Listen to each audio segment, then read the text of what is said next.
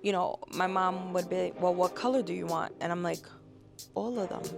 I can get fly, fly, fly, fly, fly, fly. I can get fly, fly, fly, fly, fly, fly. I can get fly, fly, fly, fly, fly. Because when I think about it and we say, like, you know, what makes a good collection? That could be answered in so many ways. But I think for me, it's like the uniqueness of the person that I see within the collection makes a great collection. So it's like an art curation. It's like the art that you're into. So it's like with sneakers, it's like art for us. So it's like, what's the art that we're into? Like my art is basketball sneakers. My art is certain colors. I love iridescence. I know that like Taylor Tay on Instagram, she loves iridescent. I connect with her there. So it's like there's certain things that sneakers like speak to me. So I don't know some people, but then I see their collection and I feel like I know them because of certain things that they're into. But like my curation has pinks. So I always wanted to build like the biggest pink collection of sneakers in the world. So while everyone was complaining about pink sneakers, I was buying all of them. Versatility. I pride myself on being super versatile. Like I have my core brands that I love that are from New York that we just like, we wear Jordan, we're heavy with Jordan, Nike, Adidas is a part of our identity. New Balance, I know New Balance is big now, but New Balance was big in the 90s too. So it's like, that's part of our core too. So it's like, I love all brands. Diodora is one of my favorite. So it's just like, I wear like legit a little bit of everything. And my first love was a Reebok. So like 5411s was like, that was the it girl sneaker. Like you wasn't fly outside if you didn't have your giant pair of jeans with your Reebok on with your straps, and you had your big earrings, and you had like you had your collar up. You had to wear your collar up like this. So you had to wear it up like that with your Reebok and your big earrings. And that was like the era that I grew up in. And Reebok, they came in monotone, all one color. So they were all yellow or green or red or pink or blue. So I needed all colors because I wanted to match them. So it was like children's place outfits, I swear, because it was just like I always wanted to have every single color. So as a kid, you know, my mom would be like, well, what color do you want? And I'm like, all of them. And she would just look at me and like, get on my face before I punch you. And week by week, I was getting more because this week I'm wearing purple and I had an event at school, so I got a purple Reebok. The next week, I got a white one or a blue one. Then they started making them with these little ridges on the bottom.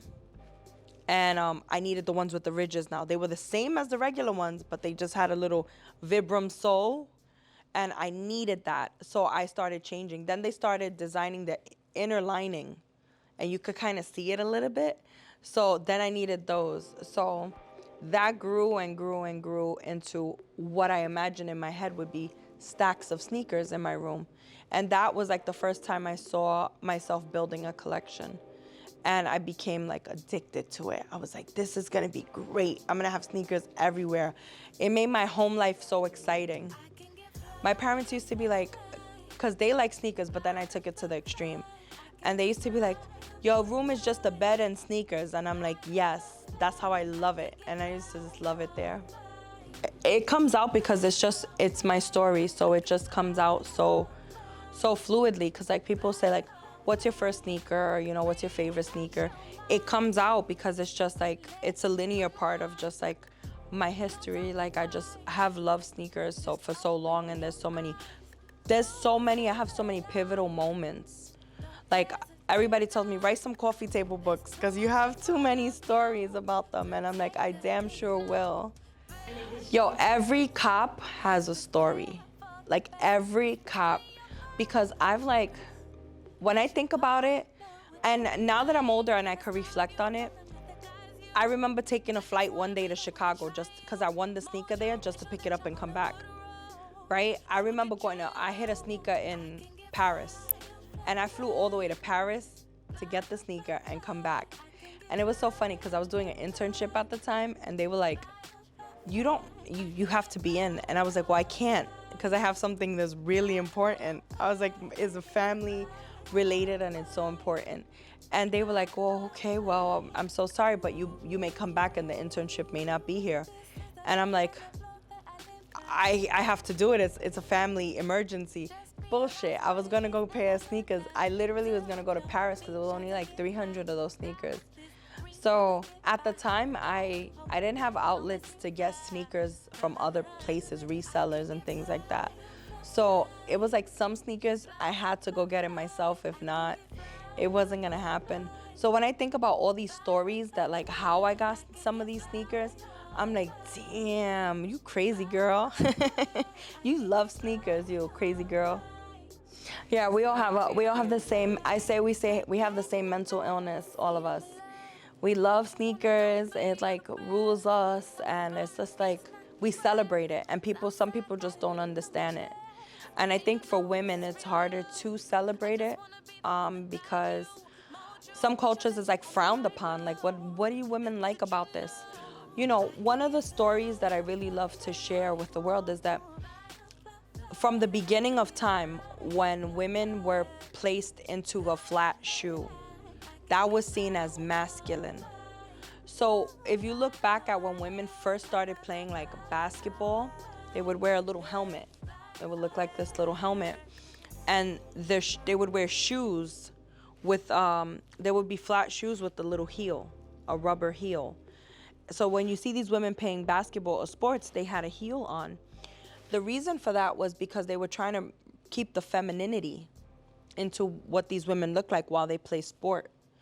So if we think about how powerful that is, maintaining femininity in our footwear, in the things that we do, it was important for society, men, to maintain a difference in women's footwear and keep them in heels.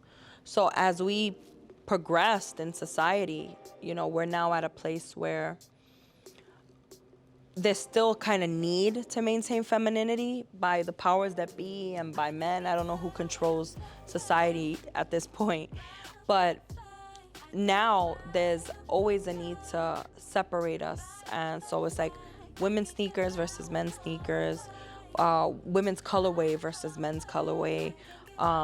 You know, women do the nails to match the sneakers. We have the bags to match the sneakers. It's still a way to maintain femininity. And that's because the world is not 100% ready to give it to us and say, you know what? I create this narrative like women have always been the main consumer in sneakers and the leaders in sneakers because, you know, moms buy their sons sneakers, you know, mothers buy family sneakers, the husbands, you know, because everybody got to be comfortable to go to work, go to school. So it's like women have always been that pivotal piece in sneakers, but they never got their credit for it. So it's like now it's like popular to bring women to the forefront, but still a lot more work to do. We still have a lot more work to cover. It's a disconnect between like the brand and I think the real consumers. Cause it's like some of these sneakers that come out, I look at it and I'm like, oh, that shit is gonna go on sale. That's in the outlets. Like I know that's not doing nothing. Only because we may have had something like that already.